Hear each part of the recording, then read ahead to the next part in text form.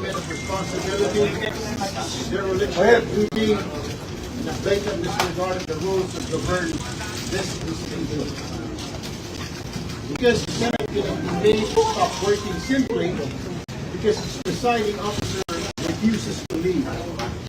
Under Rule 14, Section 41 of the Rules of the Senate, the Senate President may postpone the holding of the session after consultation with the Majority Leader and the Minority Leader. That rule was violated. This is not merely a procedural matter. It is a direct violation of the rules of the Senate and a serious disrespect for the institution and the Filipino people.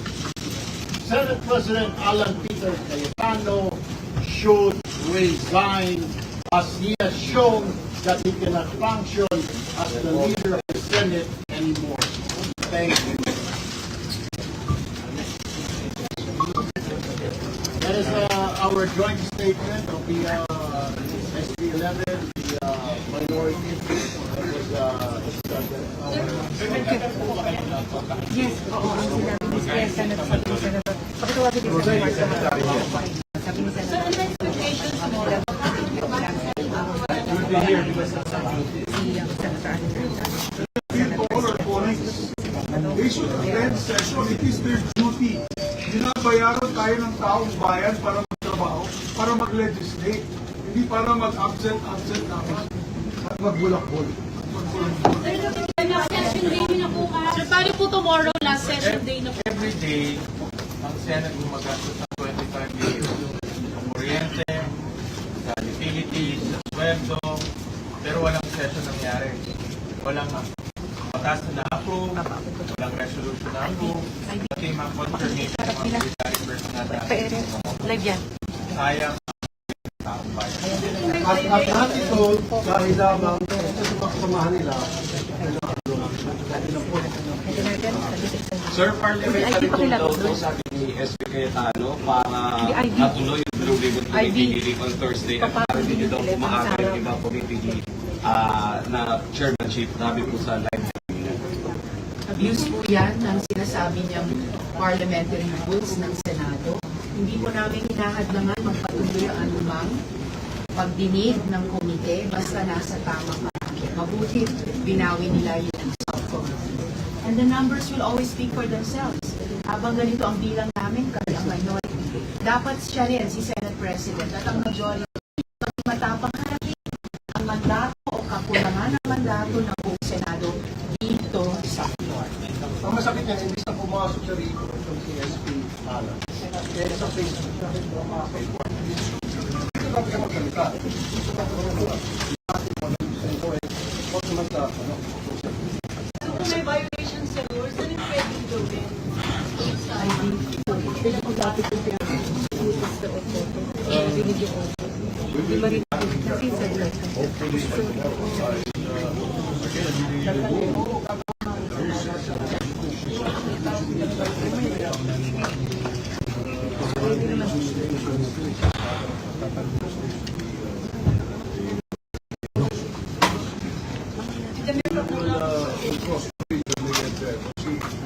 Hiling po namin sa mga kasama namin na nagmamahal pa po sa Senado at nais magtrabaho para sa taong bayan. Pumasok po bukas, kita-kita tayo dito, pwedeng pagdibatihan kahit anong bagay, pwede po pag-usapan kahit anong bagay, dito po kami magdiskusyonan. Dahil nandito po tayo para magtrabaho. Hinihikayat po namin lahat ng kasama namin na nagmamahal pa dito po sa Senado, pumasok tayo bukas, magtrabaho tayo para sa taong. Sir, kung hindi sila pupunta, sir. Inaabot ko si Alan Peter Cayetano. Kung matapang ka, pumunta ka dito bukas. Otherwise, bukas ka. Sir, if they will still not show up tomorrow, mag-a-adjourn without settling anything? Tingnan natin. That's why we're appealing to our body. Hanggang pa na natin yung ating trabaho. Binabayaran tayo ng taong bayan. At bawat araw na hindi natutuloy ang session, hindi napapatupad yung batas, hindi na-implement yung mga dapat namin patupad. Yung kaya kanina, yung may mga taong pumunta dito para i-confirm, hindi na-confirm. Sayang ang panahon. Paano po yung Blue Ribbon sa Thursday? Paano po yung Blue Ribbon the Thursday hearing. Ay, tinitigil na Hindi ko yun. namin inahadlagan yung Blue Ribbon. Tuloy po nila yung Blue Ribbon. Figment of their imagination lang ang ginagawa nila. Wala naman kaming ginagawang hadlang sa proseso ng Senado. At mga agenda ng Senado, wala. Yung sinasabi independent. Ako'y naniniwala. This is actually, dami na nilalabas rules ng Senado. It's actually impunity masquerading as assertion of the Senate as an independent institution. Impunity ito. Sunod-sunod ang paglabag. Mula nung May 11, mula nung pagbubuo ng mga komite, mula nung kami nag-walk out dahil na hindi kinikinala or dinisregard, binabaliwala ang ating rules. At hanggang ngayon, hanggang kanina, hanggang kahapon, binabaliwala ang ating rules. Hindi ito tama. Kaya kami sa SB 11 ay tutol dito. Dahil impunity ito, hindi ito Senate independence. Sir, sabi po ni SP, What are the measures to hold them accountable? Ganito lang, no? We appeal to the rest of the members of the si Senate President, kasi we appeal to their sense of duty, of their responsibility. Kasi mukhang antena po na si SP, kasi siya yung nagsasabi sa mga kasama namin na huwag mag-attend ng session. So we now appeal to the rest of the members of the majority bloc. We appeal to their sense of duty na sana mag-attend sila ng session bukas. So sir, pag nagkaroon kayo ng majority bukas, pwede nang open ang session. Well, under the rules, pag wala yung SP, pwede mag-preside ang pro tem. Pag wala yung SP and pro tem, pwede mag-preside ang majority leader. Pag wala yung tatlo, pwede mag-preside any of the two deputy majority leaders. Or any other member designated by the Senate President. Yeah. Sir, you have information na talagang utos po ni SP kay Tayo. Yun ang nirelease sa amin ng Secretariat. Saka nag-live na naman siya sa Facebook kanina para sabihin in effect.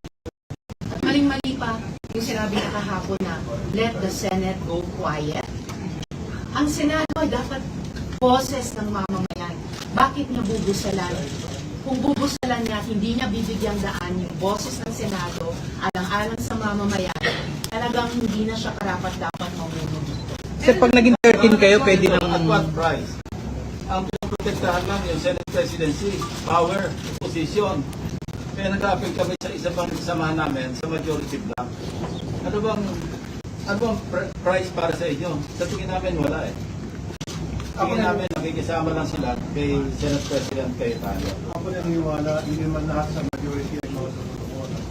Meron pa rin sa kanila mga fight. So I feel to those members of the majority na meron pang katunungan sa pag-iisip. Pumasok mo na kayo. Pero may pag-alok po ba kay San Jingo Estrada? Kumalit, kapalit pagpasura ng punong kaso sa kanya? Yung pag-iusap sa isang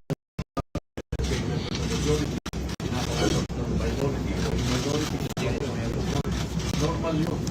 In any parliament, normal yun.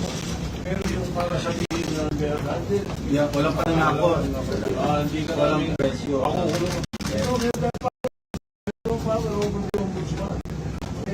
what happened is the rule of law.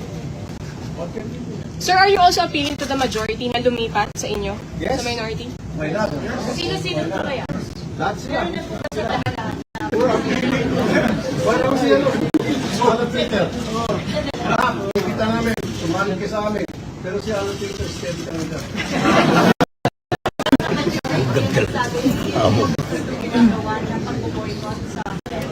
Meron, marami. Alam ko, marami. Marami nagtatext sa akin na gusto talaga nila magtrabaho, hindi nila maintindihan at nagkakanto. For the first time in my 14 years in this institution nangyari, na hindi po tinawag ang session dahil ayaw ng presiding officer. Never has it happened in my time here in the Senate, and I'm sure the longest serving is Senator Kiko, Senator Sen, nangyari pa yan nangyari dito sa atin. So talagang, this is unprecedented. And I think it is really a direction of duty and a abandonment of this post as the leader of this institution. Hindi pa na kami ng paumanhin dahil kanina, yung dalawang second reading sana, San Smith. And I told them, I apologize to them, I apologize to the Filipino people on behalf of the Senate that this is going the way it is. apat, kung walong naka-agenda today, dapat dalawang agri-bills na makikinabang sana ang ating mga magsasaka at mamamayan at yung citizenship bills. Lahat hindi na-actionan dahil dito sa abandonment of responsibility. Dalawang health Pati yung bill bills, help ni Senator mas Risa. na Carta of Barangay Health Workers at saka Anti-Hospital Detention Bill. Anti-hospital Nasa detention. amendment na.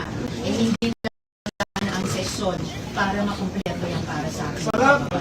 Sabihin na lang natin tulong kay Ma'am Risa. Sa lahat ng nasa ospital na mahihirap natin mamamayan na hino-hostage ng ospital dahil hindi makabayad, kasalanan ni Alan Cayetano yan dahil ipapasala sana namin ang batas na yan na pagbabawal yung paggagawa ng ganyan na i-hostage yung pasyente. Yung hindi natin na ipasa. Sir, kaya kasi na hindi po Oh, thumbs down, thumbs down, thumbs down!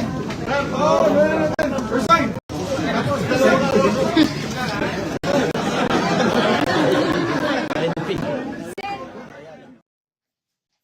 Magandang hapon sa El Facebook family, sa inyo, sa Senate Media, mga kapatid natin sa media sa Luzon, Visayas, Mindanao, sa akin mga overseas workers, sa mga Pinoy na talagang sa inyong balikat, ngayon kumaasa ang ating ekonomiya.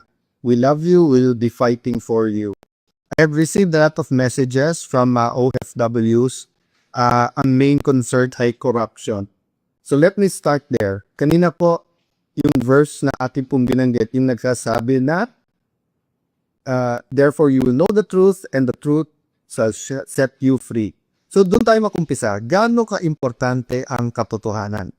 So, babalikan ko lang ko, no? We discussed one time why that has to be in the conversation. And why we have to be on God's side. We're not talking about God on our side kasi self-serving yon. Ang sinasabi natin, hindi siguro tama sabihin nasa likod ko ang Panginoon, nasa likod ko yung Panginoon, nandun yung Panginoon sa 11, nandito yung Panginoon sa 13. I think safe na sabihin na ang Panginoon ay Panginoon ng katotohanan. So dapat doon tayo sa Panginoon. What I'm saying is biblical principles. Diba? Parang sinabi nung gravity. Iba na, or parang sinabi nung kung anong itatanim, yun ang ating aanihin. I mentioned biblical principles because we have to have a starting point so that although we disagree, we can agree on the goal. So kanina, I talked about truth. Can we agree that whether we talk about the parliamentary tool of walkout or we do the parliamentary tool of having no quorum, there have to be an objective. And the objective has to be truth. So, sabi namin, tinitira, ginabuan ng paraan, na hawakan sa liig ang Senado, kaya iniisa-isa ang mga membro ng majority, at sabi naman ng pabila, hindi legal, hindi moral, ano-anong dahilan na huwag magkaroon ng online. Of course, tinawagan na hypocrisy dahil kay Senator Trillanes man, kay Senator De Lima, or sa maraming pagkakataon, yung mga tumutulig sa ngayon, senador man sila o dating senador, once upon a time, pinopose nyo rin yan. But can we agree that whether we walk out or whether there's no quorum, we're fighting for the truth. So the question is, what is the truth and how do we get to the truth? So pag sinabing, eto totoo, si XYZ ang guilty sa flood control. Sinabi naman ng kabilang grupo, ABC. Malay nyo po, in the end, it's not A, but it's B and C. And it's not XYZ, but it's Y and Z. And then kasama si W. So, the hearing, mading po hearing yan sa Ombudsman, sa DOJ, or Blue Ribbon Committee, are instruments to get there. But it is human instruments, kaya hindi siya perfect. So, dun sa nagsasabing magtrabaho tayo, we agree. Yung nagsasabing na delay ang trabaho, we disagree na yung bagong majority, we point to all of us, including the minority. You had the wrong priorities. The last Blue Ribbon hearing was in January. And from January to present, there have been a lot of developments. The last time we heard from DBM, DOJ, DPWH, many agencies. Umiba-iba na po ang mga statistics na pinibigay sa atin. For example, nung unang privilege speech ni Senator Lacson. Ang sabi niya, ilan daan yon na ghost project. Then lumiit na lumiit. DPWH, I think, confirmed this until now, did not come up with the actual numbers where I suggested, even last year sa budget hearing, utusan lahat ng Mr. Kejiliam, una ng picture ang project, kung zero yung project at bayad na, ghost yun. Kung meron project, edi hindi ghost yun, pero baka sa standard. Meaning, may project, pero hindi tama yung karkagawa. So we have to sort out all of these facts. Kasi garbage in is garbage out. When we talk about the law, you have to have the facts that you would apply the law to.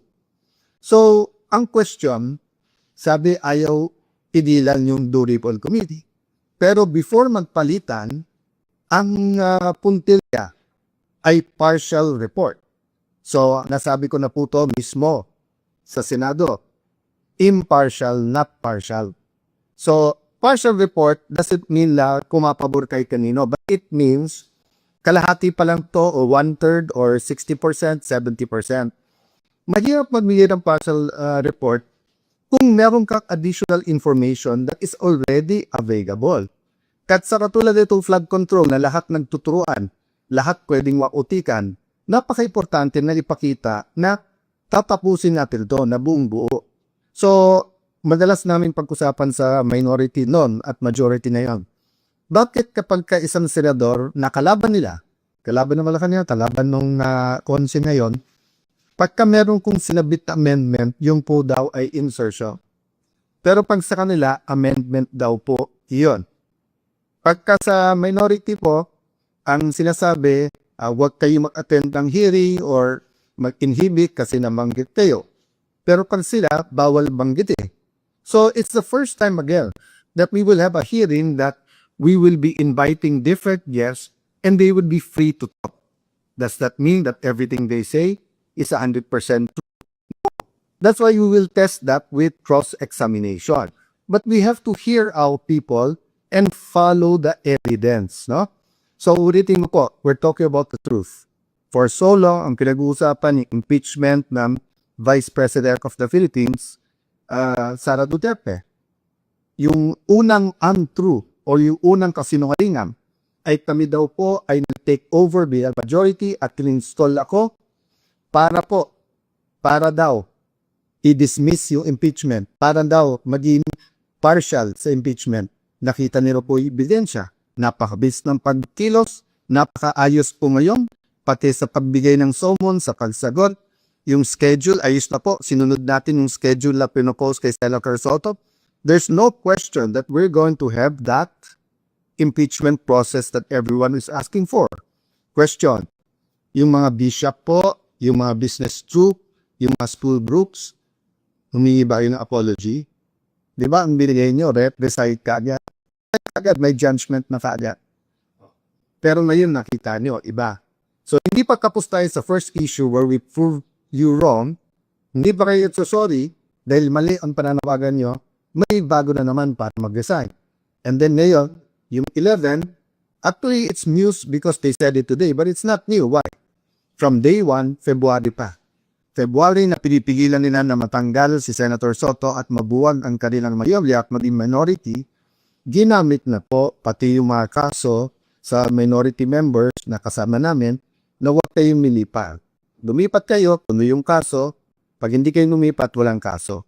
Sinabi na to ni Senator Jinggoy for the first time, inamin niya na totoo. He has evidence a few times. I was there, kaya narinig ko yung conversation, kaya alam kong totoo. So, we're going back to the issue. The issue is not work. The issue is what is our priority. And this is the end time. Priority natin, ekonomiya. Kita.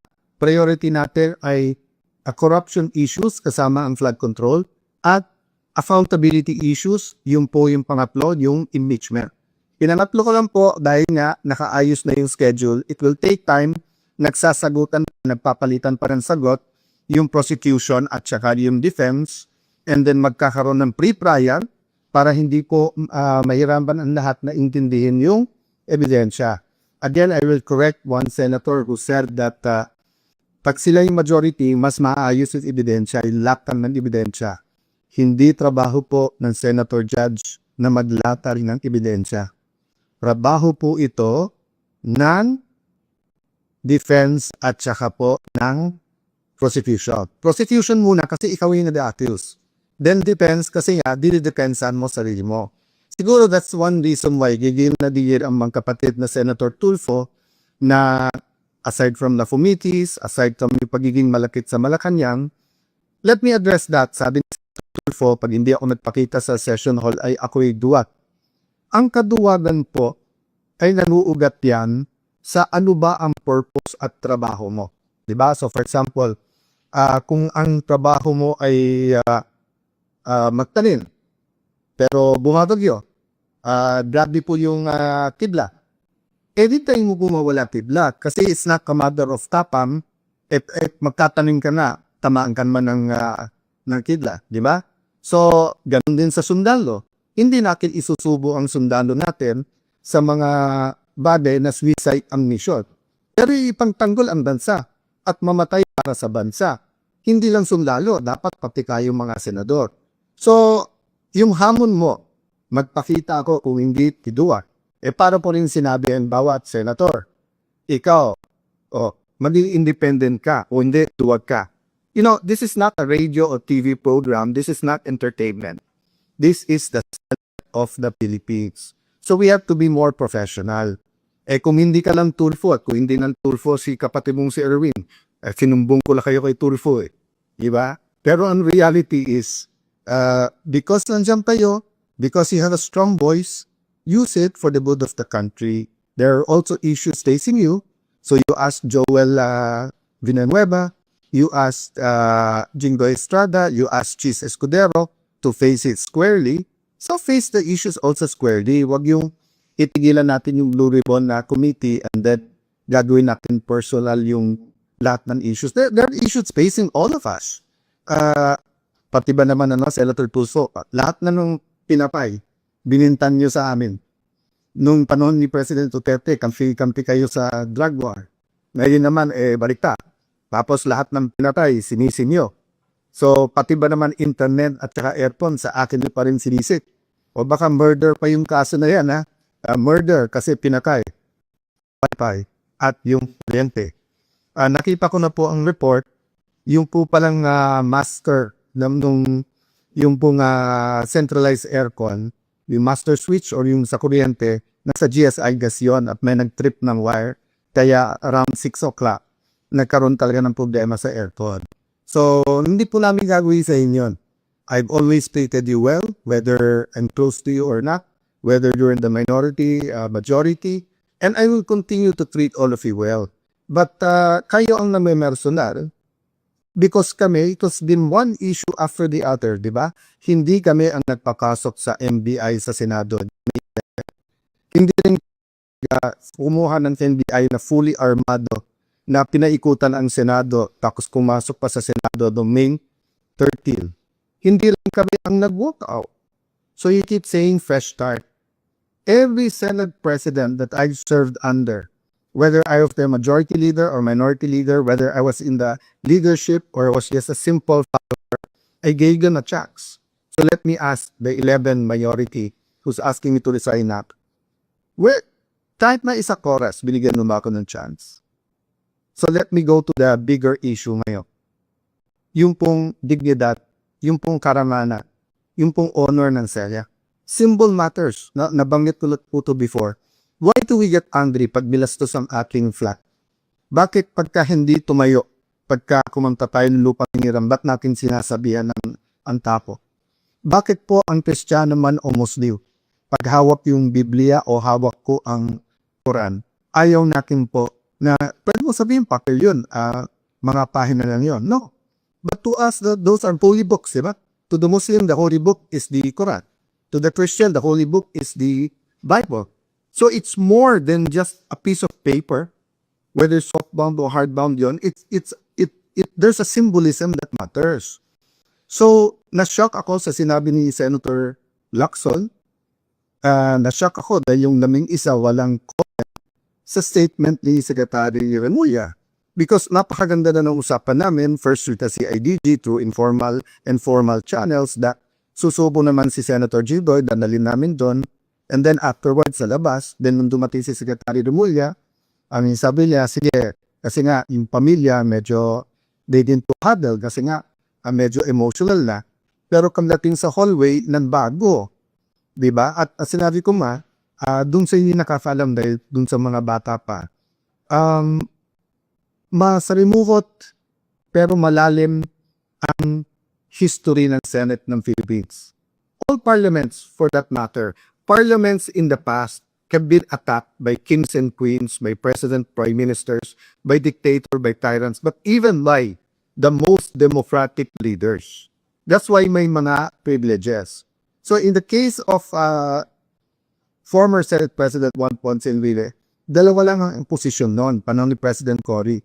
And everyone knows, at pasensya na po sa pamilya ni Senate President Salonga at President Cory, in our conversation minsan, ako ni Cory, panahon ni Salonga, I meant to say yung buong pangalan, but it was, a fast and a biglang turn Kasi ibang-kibay kakusapan namin ni Secretary Remulla, who's a friend. That's why they tried to keep it civil. But nung sinabi niyang doon mismo sa hallway, i-aresto, it's not about Alan. It's not about Jinggoy. It's not about what they can do. Na-shock din ako nung sinabi yan, you lost that right when may nag-state. Okay, first of all, it's not Alan's right or the Senate President's right. It is the right of the Senate of the Philippines. The Senate of the Philippines is different from the 24 senators and the SP. I never claimed to be the Senate. Diba? The Senate is the Senate. And it's a co-equal branch. So ang hinihingi ko naman lang sa lahat ng law enforcers, huwag yung bastusin ang Senate. Bastusin niya si Alec Cayetano kung finang, tabo lang naman ako Diba? Ganun din, diba? When they criticize the President, huwag naman yung office of the President ang babuhin natin.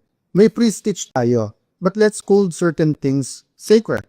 Yung na hindi tayo pare-pareho ng paniniwala, nagbabatian tayo, diba? Parang nakita ko si Brother Robin, sinasabi ko sa kaya, Assalamualaikum, which is a greeting sa ating mga kapatid na Muslim. Pag may mga special occasion like sa Eid, babatiin mo ng Eid Mubarak. At minsan, this last time, siya pa bumati kasi niya po ano ng issues na nangyayari that day na alimutan ko. So we honor each other and symbols matter to us. That's why nga, I was insisting, sir, labas lang tayo ng pintot ng Senado. At siya naman po ay susurrender. Just to skip back and forth, no? Remember, Senator Bato did not escape.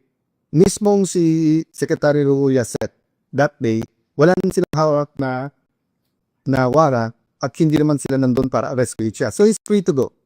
But, I didn't feel like arguing that time. That wasn't my point. Senator Jinggoy was not asking for protective custody or sanctuary. So baka nandun nangyari yung miscommunication. But pagdating sa elevator, nakapag-usap kami ni Secretary John Dick, so more or less lang nagkaroon ng kabilinaw. Sa kaniyang press con, sinabi niya yung mga opinion niya. But I disagree with that, but I won't disagree with it. I disagree with it, but I won't argue. But nung lang ako Senator Lacson may silabi pang mabigat, yung iba, wala man naman salita si Senator Win, gusto maging Senate President. Tatudot din his chance. Umakyat, majority, at sabihin, Sen, hindi issue si Jinggoy. How you respect the Senate premises and how you will process his arrest is more important to all of us. That's why I was emphasizing, marami akong pwedeng gamitin na example. Bakit ko ginamit yung sa the great statesman and the great Senate President Salonga? Because Senate President Salonga was put in jail. He was injured in Plaza Liranda. Former Senate President Enrile, he wasn't Senate President yet then, was Minister of National Defense. He issued some of the arrest orders. And despite na halos kahit anong gawin ni President Porilon at kahit kasi talagang sa tao, sobra yung pagmamahal, ano silang ni Senate President Salonga? Not here. Tapusin niyo yung sesyon. Pasalitain muna. Sabi nila, hindi, kasi pagka below 6 years, pwede mo doon. Yung kung kilaso ay Senator Gile na rebellion complex with murder was non-lailable.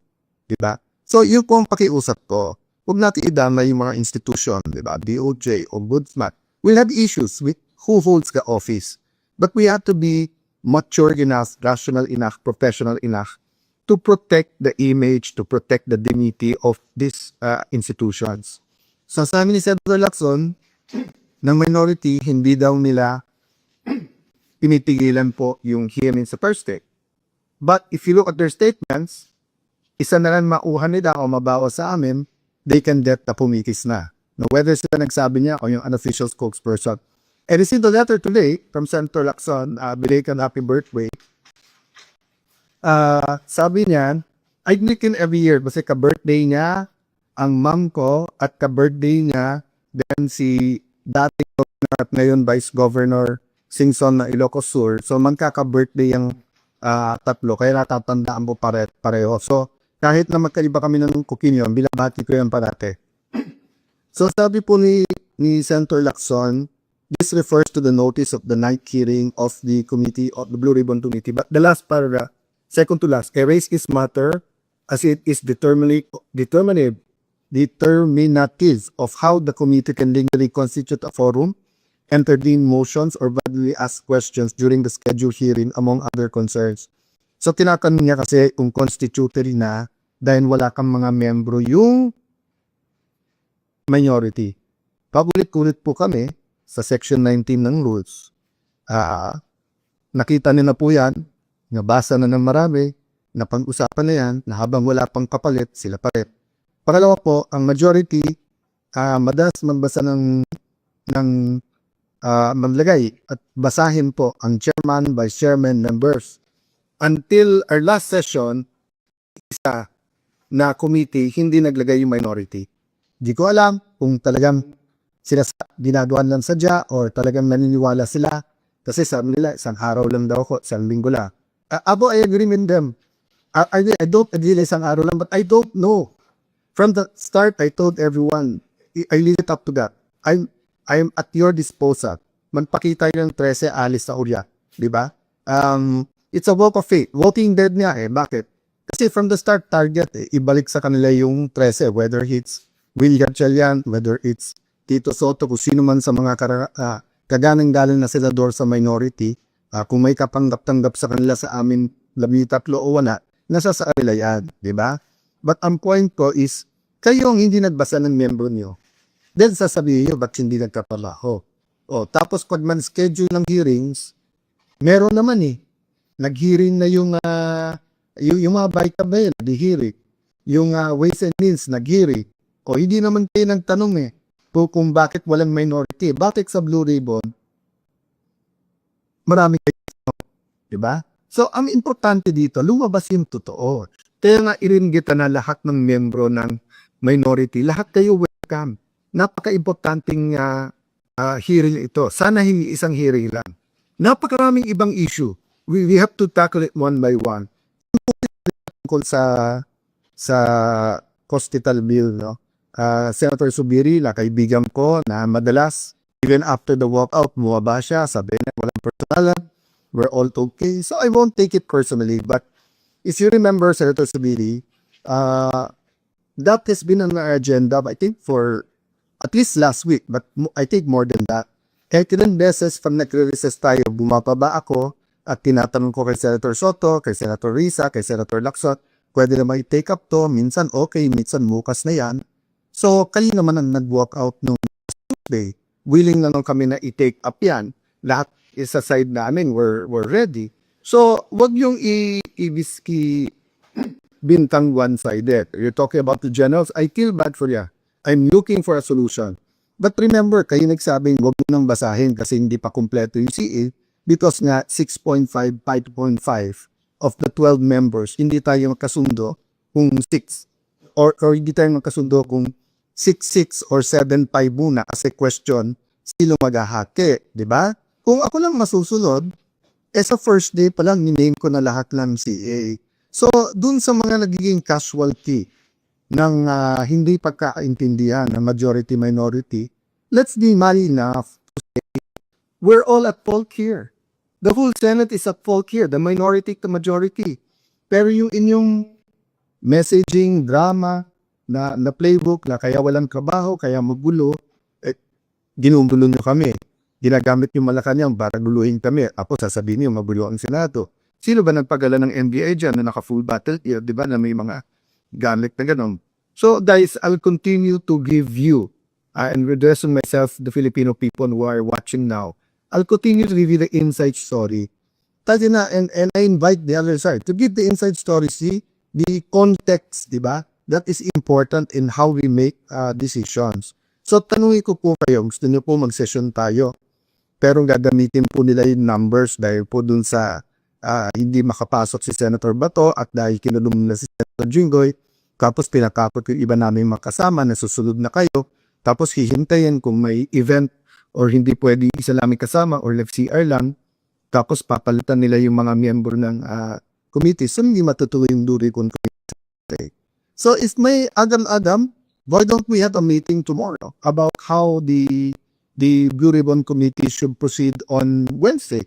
You know, I've talked many times to Senator, or on Thursday, tomorrow meeting for Thursday, I've talked to Senator Marcoleta many times. He's a very reasonable person. He's intelligent, he studies, he did kasi ang paniniwala at paninindigan niya sometimes din si Senator Lacson, no? Kaya ko sinasabi sometimes kasi sometimes one-sided hindi makikinig sa reason, pagpipilikan kahit mali, tama pa rin. Diba? So, it's up to you whether your messaging is simply pumasok kayo, duwag kayo, and resign, or whether you want to talk about the economy, inflation, impression ng bigas, paano yung mga OFW na mawawalan ng trabaho. Kami, we're coming up with a schedule. Sa lahat ng committees, welcome kayo. And siguro aminin niyo naman, most of the work is done in the committees. Pati LEDAC Pati LEDAC, handa na kaming pumunta, pinakancel. Tumawag pa sa akin yung nag-organize na kami ba yun lang. Sabi ko, hindi siya, ready kami anytime. I think twice to na parating sa Malacanang, we're ready for the LEDAC anytime. Ang problema, naglalabi nga yung labing isa, yung minority na huwag pumilo sa Malacanang na any kind of recognition. Ang masama, wrong information pa bibigay. So kung may nakikilig sa Malacanang, we're not your enemies. Many people, may it be in the cabinet or may it be in the 11 minority, ay namo-onse giving you, they want us to fight because sila ang may beef sa amin. Kami, we want the truth. We want to work together to address inflation, address poverty, address corruption, address accountability. So again po, ito po ang inyong likod, si Alan Cayetano na papaliwat, nagbibigay ng konting liwanag sa mga pangyayari. Be patient po. Be patient because these are existential issues for our nation. And a nation divided will fall, but a nation na mas malaki pa yung ninanakaw kaso sa ginagamit sa tao will also not rise, di ba? So an independent Senate will be at your service.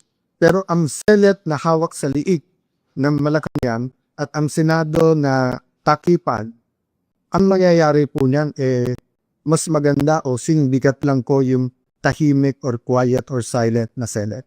God bless you guys at salamat sa aking mga Senate media sa tanong niya react dun sa ilang issues sa press con kanina na 11 minority members. God bless you.